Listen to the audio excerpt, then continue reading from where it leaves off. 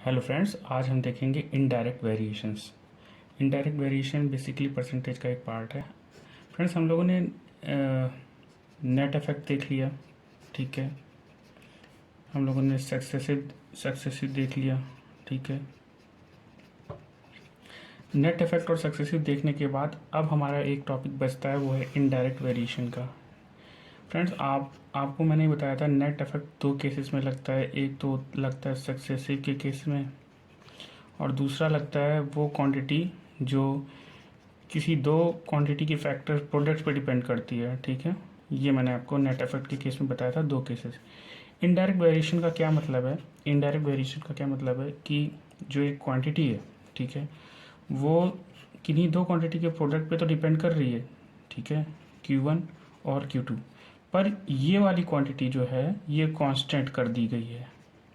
इसमें ऐसा कुछ नहीं था सीन। इसमें था कि अगर लेंथ है और ब्रेथ है, ठीक है, लेंथ बढ़ रही थी, ब्रेथ घट रही थी, तो इसमें एरिया में भी चेंज आ रहा था। तो हमने इसको कांस्टेंट नहीं रखा था, एरिया भी हमारा डिफर कर रहा था, चेंज हो रहा था, इंक्रीज हो रहा था या डिक्रीज हो रहा था।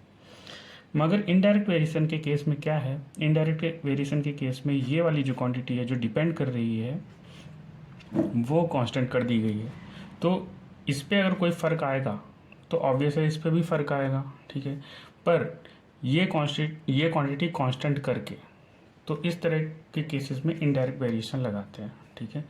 हम देखेंगे। अच्छा, दूसरी बात ये है कि इसमें जो Q1 है वो Q2 का इन्वर्सली प्रोपोर्शनल है। अगर ये कांस्टेंट चीज़ इधर कर दी, ये इधर चला जाए मल्टीप्लाई के, तो ये इन्वर्सनली प्रोपोर्शनल हो गया। तो एक तरीके से रिलेशन हमारा जो आ गया वो Q2 के साथ इन्वर्सनली प्रोपोर्शनल का आ गया। मतलब जो Q1 का रेशियो होगा वो Q2 के रेशियो के अपोजिट होगा। मैं इसको शो करूँगा एक एग्जांपल से, ठीक है। आइए देखते हैं वो एग्जांपल। सपोज़ ये देखिए कि एक मैं एग्जांपल डिस्टेंस, स्पीड और टाइम का लेता हूँ। आपके पास एक फिक्स्ड डिस्टेंस है, सपोज़ मान लेते हैं वो 200 किलोमीटर की है, ठीक है। इसको D से डिनोट कर देते हैं। अब अगर एक स्पीड बोल दी जाए किसी बाइक की, इसको कवर करने की speed suppose 25 kilometre per hour है, ठीक है। ये S1 से डिनोट कर दिया, ये D1 से, ठीक है। कहते हैं कि अगर वो स्पीड चेंज हो जाए, S2 हो जाए और वो हो जाए 40 किलोमीटर पर आवर। कितनी हो जाए? 40 किलोमीटर पर आवर। पर ये डिस्टेंस सेम ही रखे, डिस्टेंस चेंज ना हो, डिस्टेंस जो है वो सेम ही रहे, 200 किलोमीटर पर आवर रही, 200 किलोमीटर ही रहे, ठीक है। तो जो टाइम है T1 T2, टाइम कौन सा? यहाँ से यहाँ तक पहुँचने का, इसको कवर करने का टाइम, उसका जो रेशियो होगा वो इसके रेशियो के अपोजिट होगा। क्यों? देखो, एक्चुअली में हो क्या रहा है, distance equal to speed into time होता है, ठीक, पहली बात। अब इसमें जैसे मैंने बताया था ना, ये क्वांटिटी कांस्टेंट कर दी गई है, इसी तरह डिस्टेंस कांस्टेंट है। भाई डिस्टेंस तो नहीं बदलने वाली ना, सड़क की जो लेंथ है वो तो इतनी ही रहेगी, डिस्टेंस तो नहीं बदलने वाली।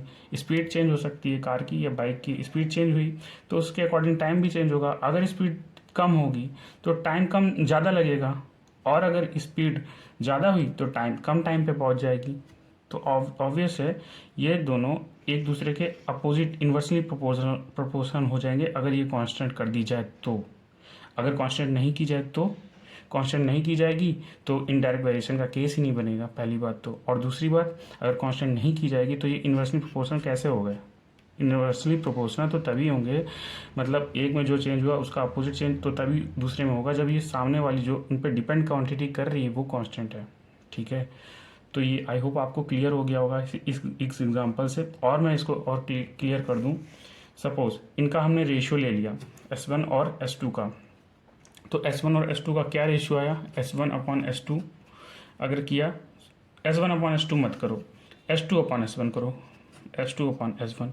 क्योंकि जो चेंज है, जो नई स्पीड है वो लिखो ऊपर और पुरानी वाली लिखो नीचे। 5 का डिवाइड किया इसको और छोटा करने के लिए, 5 8 जा 40 और 5 मीन्स जो इन S2/S1 का रेशियो था, मतलब नई वाली स्पीड और पुरानी वाली स्पीड का जो रेशियो था वो 8/5 था, ठीक है। तो हमारे इस फॉर्मूले के अकॉर्डिंग टाइम का जो रेशियो है T2/T1, यहाँ S2/S1 लिया है, नई स्पीड अपॉन नया नई पुरानी स्पीड, तो इधर भी हम नया टाइम अपॉन पुराना टाइम ही लेंगे, ठीक है। तो इस फॉर्मूले के अकॉर्डिंग वो 5/8 होना चाहिए, तो क्या ये सच में है, इसको प्रूफ करेंगे हम। ठीक है, 8/5 है और 5/8 है इस फार्मूले के अकॉर्डिंग। अब हम इसको प्रूव करने के लिए क्या करेंगे, हम इस फार्मूले का यूज़ कर लेंगे। देखते हैं हम क्या ये रेशियो सही है। इस टाइम 1 निकालने के लिए हमको क्या करना पड़ेगा, D1/S1 करना पड़ेगा। ये यहाँ चला जाएगा ना स्पीड में, और डिस्टेंस तो हमारी कांस्टेंट ही है 200, और स्पीड क्या थी 25। तो जब इसका इससे डिवाइड किया तो आया 8 आवर। ठीक है, हमने T2 निकाला, D1 तो चेंज नहीं हुआ तो D1 ही रहा, और S2 चेंज हो गया, मतलब D1 ना लिखो, D ही रखो इसको। ठीक है, D ही है क्योंकि D चेंज नहीं हो रहा है, तो D/S2। अब D तो हमारा चेंज नहीं हुआ तो वो 200 ही है, और S2 क्या हो गया, S2 हमारा हो गया, तो हमारा इस टाइम पे जब हमने T2 निकाला तो T2 हमारा हो जाएगा, S2 हमारा था 40 किलोमीटर। ठीक है, इसको डिवाइड किया इससे, तो 40 का इससे डिवाइड जब जाएगा तो 0 से 0 कट गया, और 20 से 4 का डिवाइड किया तो 4 5 जो 20, तो 5 आवर्स। ठीक है, अब देखो हमारा इसमें क्या रेशियो था, T2/T1 ना, तो T2/T1 रख दो, T2/T1 रखा तो इधर से आ गया 5 आवर, इधर से आ गया 8 आवर, तो वही रेशियो बन गया जो यहाँ पे है, वो यही है। इसका मतलब ये हुआ कि इनडायरेक्ट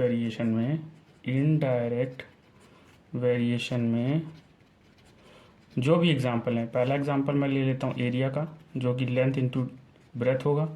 दूसरा एग्जांपल मैं ले लेता हूँ इसी का, डिस्टेंस का, स्पीड इनटू टाइम का। ठीक है, ये केसेस बता रहा हूँ, ऐसे केसेस आ सकते हैं। तीसरा एक है एक्सपेंडिचर का, इसमें प्राइस इनटू कंजप्शन का। ठीक है, यही चीज़ नेट इफेक्ट के में क्या फ़र्क पड़ता है मैं बता देता हूँ, वो भी नेट इफेक्ट में भी यही केसेस रहते हैं, है ना। एरिया का रहेगा, डिस्टेंस का रहेगा, स्पीड टाइम का रहेगा, एक्सपेंडिचर का रहेगा। मगर इस वाले केस में इनडायरेक्ट वेरिएशन में ये वाली जो क्वांटिटी है, ये वाली जो क्वांटिटी है, ये वाली जो क्वांटिटी है, ये सारी कांस्टेंट है। ठीक है, तो इसकी वजह से, कांस्टेंट रखने की वजह से ये जो दोनों क्वांटिटी हैं आपस में अपोजिट वेरिएशन है, मतलब इसका जो रेशियो रहेगा वो इसके रेशियो के अपोजिट होगा। अगर L1 L2 का रेशियो 5:4 है तो ये B1 B2 का रेशियो 4:5 आ जाएगा। ठीक है, आई होप आपको समझ में आया। अगर टाइम का स्पीड का रेशियो S1 S2 का रेशियो 5:6 है तो टाइम का रेशियो T1/T2 6:5 होगा। मगर एक चीज़ का ध्यान रखिएगा, जो S1 यहाँ है तो यहाँ पे T1 ही लीजिएगा, यहाँ पे ऐसा ना कर दीजिएगा S1/S2 तो T2/T1। जो चीज़ यहाँ है वही, अगर यहाँ पे नई वाली स्पीड है तो यहाँ पे नया वाला टाइम, अगर पुरानी वाली स्पीड यहाँ पे है तो पुराना वाला टाइम। ठीक है, अगर नई लेंथ इधर है तो यहाँ पे नई ब्रेथ होनी चाहिए। ठीक है, ये तो हो गया इनडायरेक्ट वेरिएशन। मगर इस नेट इफेक्ट में क्या होता है, ये वाली क्वांटिटी ये कांस्टेंट नहीं की जाती है, इस पर फ़र्क कुछ परसेंटेज बढ़ाया जाता है, घटाया जाता है, और इस पर घटाया बढ़ाया जाता है, तो इस पर परसेंटेज चेंज पूछा जाता है। ये तो नेट इफेक्ट का काम हो गया। ठीक है, ये इनडायरेक्ट वेरिएशन का हो गया। अब हम कुछ क्वेश्चंस कर लेंगे जिससे हमको ये क्लियर हो जाएगा कि क्या मतलब इनडायरेक्ट वेरिएशन में चलता है। आइए देखते हैं क्वेश्चंस, है ना। ठीक है, ये क्वेश्चन है, पहला क्वेश्चन है इनडायरेक्ट वेरिएशन का। देखो इसमें शुगर का जो प्राइस है वो 60% जो है गिर गया, फॉल बाय लिखा है ना, गिर गया, डाउन हो गया। How much it's consumption is increase, तो उसका कंजप्शन कितना बढ़ेगा। देखो नॉर्मल सी बात है, अगर प्राइस किसी चीज़ का कम होगा ना तो उसको यूज़ करने वाली चीज़ बढ़ जाएंगी ना, कंजप्शन बढ़ जाएगा।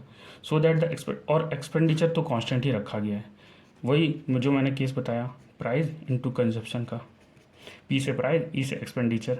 ठीक है, प्राइस। ठीक है, अगर ये कांस्टेंट है, ना भी होता तो देखो प्राइस अगर डाउन हो रहा है तो कंजप्शन बढ़ेगा। ठीक है, देखो प्राइस अगर एक्सपेंडिचर कांस्टेंट कर दिया तो प्राइस अगर तुम्हारा घट रहा है, कितना घट रहा है, 60% घट रहा है, तो कंजप्शन बढ़ेगा, नॉर्मल सी बात है, उसको यूज़ ज़्यादा लोग करेंगे। तो वो जो बढ़ा हुआ है, क्या पूछ रहा है, how much it's consumption is increase, कितना परसेंटेज इंक्रीज हुआ है कंजप्शन में। ठीक है, तो देखो नॉर्मल सी बात है, अगर P1/P2 कर दिए, ठीक है, P1 ऐसा कर लो कि जो P2 है अपॉन P1, हमेशा जो चेंज वाला है ना वो ऊपर रख लिया करो, जो चेंज होके नया होके हुआ है, और नीचे वाला ओरिजिनल रखा करो जो स्टार्टिंग में था। तो स्टार्टिंग में अगर मान लें हम 100 था, प्राइस 100 था, क्योंकि हमें कोई रुपये तो दे नहीं रखे तो हम मान सकते ना 100 प्राइस था, और बढ़ गया, वो घट गया 60%, शुगर प्राइस फॉल बाय 60% घट गया, तो वो 40 हो गया होगा। ठीक है, 60% घटना का मतलब है 100 में 40 हो जाना। ठीक है, 40 हो गया। तो P2 ये नया है प्राइस है, ये पुराना प्राइस है। ऊपर नया वाला हमेशा ऊपर रखा करो और ओल्ड वाला जो है ना नीचे रखा करो, ठीक है। तो ये देखो इसका रेशियो अगर हम निकालें तो ये हो जाएगा, काट देंगे तो ये हो जाएगा 2/5, ठीक। इट मीन्स वो 5 से 2 हो गया, कितना कम हुआ, -3 हुआ कम।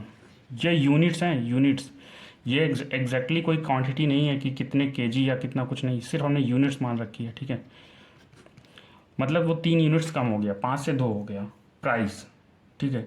अगर 5 से 2 हो रहा है प्राइस, तो ये अगर प्राइस का रेशियो है तो उसका कंजप्शन का रेशियो क्या होगा, कंजप्शन का रेशियो भी इसके अपोजिट ही होगा, वो होगा 5/2। अगर ये 2/5 है तो ये 5/2 होगा, ठीक है। अब इसमें क्या हो रहा है, इसमें अगर 3 घट रहा था तो इसमें 3 बढ़ेगा, क्योंकि उसका अपोजिट है, इन्वर्सली प्रोपोर्शनल है, 3 बढ़ेगा। हमसे पूछ रहा है how much it's consumption is increased in percentage, percentage में निकालना है, ठीक है। तो इंक्रीज परसेंटेज के लिए जो चेंज होता है वो ऊपर रखते हैं, और जो इनिशियल वैल्यू होती है वो रखते हैं, और मल्टीप्लाई कर देते हैं 100 से, तो ये परसेंटेज चेंज आ जाता है, परसेंटेज चेंज आ जाता है किसी भी चीज़ का, ठीक है। तो इसमें जो चेंज है, चेंज तो 3 का है ना, 5 नहीं रखेंगे, 3 रखेंगे। क्या रखेंगे, 3, और इनिशियल में कितना था, 2, ठीक है, और 100 का मल्टीप्लाई कर देंगे, तो ये परसेंटेज चेंज आ जाएगा किस पे, कंजप्शन पे, कंजप्शन का चेंज है ये, ठीक है। ये कंजप्शन का परसेंटेज चेंज है, कंजप्शन यहाँ लिख देता हूँ, कंजप्शन, क्योंकि कंजप्शन में ही पूछा है, ठीक है। बस इसको डिवाइड कर लिया तो ये आ गया 50, और 50 का 3 से मल्टीप्लाई किया, मीन्स 150% का चेंज आ जाएगा कंजप्शन में। जब 60% का डिक्रीज़ आया प्राइस में, तो 150 का इंक्रीज़ आएगा कंजप्शन में। ये इसका आंसर 150 हो गया। आई होप आपको ये समझ में आया होगा। अब दूसरा क्वेश्चन देखते हैं। इस क्वेश्चन में क्या कह रहा है, if the length of a rectangle is decrease by इतना %। अब देखो इसकी वैल्यू मैंने आपको बताई थी क्या होती है, इसकी वैल्यू क्या होती है बताना ज़रा। 16.66 की वैल्यू होती है आपकी 1/6, ठीक। अब डिक्रीज बाई 1/6, ये वाला क्वेश्चन मैंने लिया है क्योंकि और अच्छे से एक्सप्लेन करने के लिए इस वाले क्वेश्चन को मैंने चुना था, ताकि मैं आपको इसमें एक चीज़ बता सकूं। देखो the length of a rectangle is decrease by 16.66%। अगर डिक्रीज बाई इतना है ना, तो इट मीन्स अगर कोई भी चीज़ अपने आप में 1 होती है, नॉर्मल सी बात है, अगर उसमें डिक्रीज बाई ये लिखा है तो मतलब इतने का डिक्रीज होगा, मतलब 1/6 का डिक्रीज होगा। ये हम परसेंटेज के टर्म्स में नहीं बता रहा हूँ, मैं यूनिट के टर्म्स में बता रहा हूँ। अगर परसेंटेज के टर्म्स में देखो तो 100% होगा, माइनस उसमें डिक्रीज बाय 16.66% का डिक्रीज हुआ, ठीक है। मगर इसको ना लेके मैं इस यूनिट्स पे चल रहा हूँ, क्योंकि यूनिट्स पे करना आसान होता है, ठीक है। ये ओरिजिनल अपने आप में कोई भी चीज़ 1 होती है, पूरी होती है, क्वांटिटी पूरी होती है 1, उसमें अगर 1/6 घटा दिया, 1/6 घटा दिया तो वो बन जाएगी 5/6, ठीक है, 5/6 बन गई। अब ये क्या बोल रहा है, ये 5/6 एक्चुअली में देखा जाए तो क्या है, रेशियो ही तो है। ओरिजिनल में क्या रही होगी, ओल्ड वैल्यू 6 रही होगी और नई वैल्यू कितनी आ गई, 5, ठीक है। तो find the percentage increase in breadth. ये अच्छा, ये लेंथ का रेशियो है, पहली बात तो जान लो।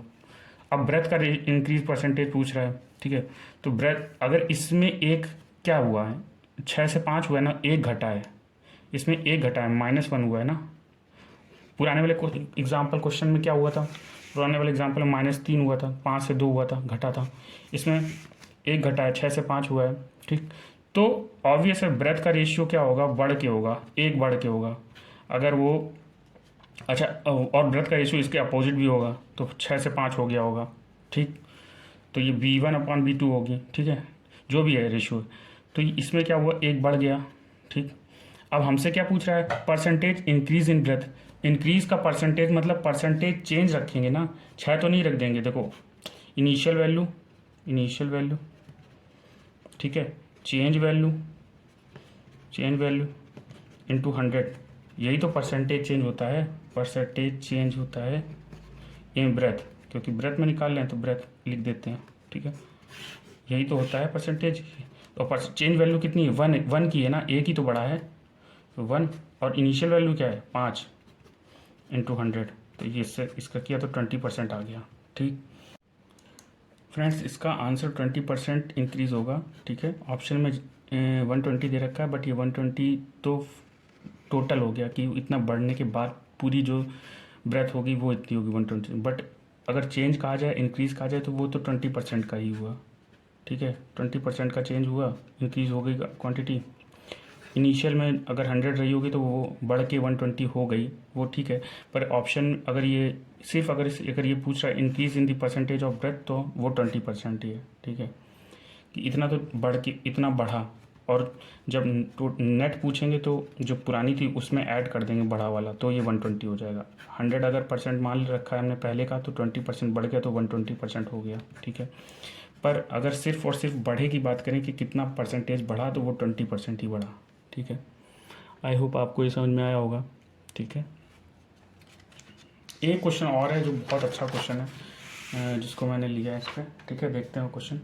देखो, a man want two by a house, एक मैन जो है वो घर खरीदना चाहता है। इसमें देखो ना हमको प्रोडक्ट ना मल्टीप्लाई पता है ना कुछ पता है, बट हाँ हमको बस एक चीज़ पता है कि ये इनडायरेक्ट वेरिएशन का क्वेश्चन है, क्योंकि इसमें एक चीज़ कांस्टेंट की गई है, तो ये आसानी से निकल आएगा। देखो, a man want two by a house in 24 month, ठीक है, अच्छी बात है। So that he saving his saving is so he is saving his salary, तो वो अपनी पैसे बचा रहा है, ठीक है। Now if his mind is change, he want two by the house in 20 month, अब वो 20 महीने में ही खरीदना चाहता है अपना हाउस। तो find the percentage increase in saving of his salary every month. देखो, एक कोई पर्सन है वो 24 मंथ में मतलब 2 साल में एक घर खरीदना चाहता है, पर उसका माइंड चेंज हो गया, वो अब 24 मंथ में ना खरीद के 20 मंथ में वो घर खरीदना चाहता है। तो जो 24 मंथ में जो खरीदना चाहता था तो वो कुछ पैसे बचा रहा था, ठीक है। बट जब उसे जल्दी खरीदना है तो उसे और ज़्यादा पैसे बचाने पड़ेंगे हर मंथ, ठीक है। तो वही पूछ रहा है, find the percentage increase in saving, जो उसका इंक्रीज हुआ हर मंथ की सैलरी में कि इतना और ज़्यादा बचाएगा वो कितना है, और ये परसेंटेज के टर्म्स में पूछ रहा है, ठीक है। अच्छी बात है, हम निकाल लेंगे। देखो, टाइम, मंथ्स का क्या मतलब है, टाइम, ठीक है, टाइम। और सेविंग्स का क्या मतलब है, सेविंग मतलब वो पैसे बचा रहा है, ठीक। अच्छा ये बताओ, अगर टाइम जल्दी खरीद रहा है वो, तो ऑब्वियस है सेविंग ज़्यादा होगी, मतलब टाइम कम हो रहा है तो सेविंग्स को ज़्यादा बढ़ानी पड़ेंगी वो हाउस खरीदने के लिए। हाउस का जो प्राइस है वो तो फिक्स है, वो तो कांस्टेंट है, ठीक है। अगर हाउस का प्राइस फिक्स है, कांस्टेंट है, ये हाउस, एच से मैं हाउस को डिनोट करता हूँ, ये कांस्टेंट है, तो इसको जो टाइम है, मंथ है, जो टाइम है, और उसका जो हर मंथ की सैलरी है, मंथ सैलरी, मंथ की जो सैलरी है, ठीक है, ये बन रहा होगा कुछ तो, ठीक है, ये कांस्टेंट कर दिया गया। अगर ये चीज़ कम हो रही है, मतलब कम जल्दी समय में चाहिए, तो ये चीज़ बढ़ानी पड़ेगी ना, मंथ की सैलरी, ठीक है। अब अगर हम टाइम का रेशियो देखते हैं, ठीक है, अगर हम अब टाइम का रेशियो देखते हैं, तो टाइम का रेशियो क्या हो गया, T2/T1। पहले टाइम क्या था, 24 मंथ, अब टाइम क्या हो गया, 20 मंथ, ठीक है। तो हमारा सैलरी, पहले जो सैलरी थी मंथ की, M1/M2 कर देते हैं, कुछ रही होगी वो इसकी अपोजिट ही होगी, 24/20। अब अगर इसको हमने डिवाइड किया, तो डिवाइड करने के बाद किससे, 4 से कर लेते हैं, 4×5 = 20, 4×6 = 24, 6/5 आ गई, और इसको 4 से किया तो ये हो गया 5/6। तो 6 से 5 मतलब हुआ, तो ये 5 से 6 हो जाएगा, ठीक है। अब इसमें कितने का इंक्रीज आया, 1 का इंक्रीज आया। तो इंक्रीज जो जितने का इंक्रीज होता है वो ऊपर रखते हैं, जो इनिशियल वैल्यू होती है वो, और इंटू 100 कर देंगे, तो परसेंटेज आ जाएगा कितना चेंज हुआ, percentage change in monthly increase, या चेंज बोल दो या इंक्रीज बोल दो, इंक्रीज इन मंथ सैलरी, ठीक है। इसका किया तो ये आ गया 20%, ठीक है। तो 20% उसको हर महीने की सैलरी बढ़ा देनी पड़ेगी, जो भी और होगी उसकी सैलरी उसमें वो 20% बढ़ा देगा, तो 20 मंथ में ही उस हाउस को ले लेगा, ठीक है। आई होप आपको ये समझ में आया होगा, और आई होप आपको ये समझ में आया होगा, ठीक है। तो मिलते हैं अपने नेक्स्ट वीडियो में, और अब नया टॉपिक, एक्चुअली आपको ये अच्छी चीज़ है कि बेसिक आपका कंप्लीट हो गया है। अब बेसिक कंप्लीट होने के बाद हम इस पे ना मिसलेनियस क्वेश्चंस करेंगे, कुछ मेंस के क्वेश्चंस करेंगे, और मिलेंगे नए टॉपिक रेशियो के साथ। तब तक के लिए अपना ध्यान रखिए, वीडियो अच्छी लगी हो तो लाइक कर दीजिएगा, सब्सक्राइब कर लीजिए, ठीक है। और आप लोग अपना ध्यान रखिए, बाय बाय।